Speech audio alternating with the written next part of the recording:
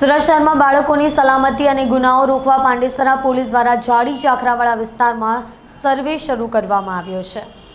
સુરત શહેરમાં અનેક વિસ્તારોમાં માતા પિતા નોકરી કરવા જતા હોવાથી ઘરમાં નાની નાની બાળકીઓ એકલી રહેતી હોય છે। આવા કિસ્સાઓમાં ઘણી વખત બાળકીઓ દુષ્કર્મ સહિતના ભોગ બનતી હોય છે। સાથે છેડતી, હત્યા, લૂંટ જેવા ગંભીર ગુનાઓને રોકવા સુરત શહેર પોલીસ કમિશનરે નવું અભિયાન શરૂ કર્યું છે। બાળકીઓની સલામતી એ જ પોલીસની જવાબદારીના સૂત્ર સાથે પાંડેસરા પોલીસે આ વિસ્તારમાં જાડી ઝાકરાઓનું સર્વે શરૂ કર્યો છે। ખાનગી અને સરકારી જમીનો પર જાડી ઝાકરા 3 દિવસમાં દૂર કરવા આદેશ કર્યા છે। જાડી ઝાકરાઓમાં બાળકીઓ પર થતા દુષ્કર્મને રોકવાનો પ્રયાસ કરાઈ રહ્યો છે।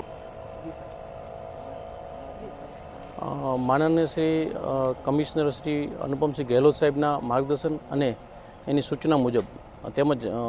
સેક્ટર 2 શ્રી ડામોર સાહેબ તથા ડીસીપી 4 ગુજ્જર સાહેબ અને અમારા એસીપી શ્રી ઝવેર દેસાઈ સાહેબની સૂચના અને માર્ગદર્શન મુજબ પાંડેસરા વિસ્તારમાં કોઈ અનિચ્છનીય બનાવ ન બને તે બાબતની તકેદારી ભાગરૂપે આજ અમે અમારી ટીમ પાંડેસરા પોલીસની ટીમ સાથે વડોદ ગામમાં અગાઉ નાના નાના બાળકના રેપ વિથ મર્ડર જે થયેલા છે જાડી ઝાકરાઓમાં અને જે એકદમ ઘેઘૂર જંગલ જેવું વાતાવરણ સિટીમાં થયેલ છે તેના ભાગરૂપે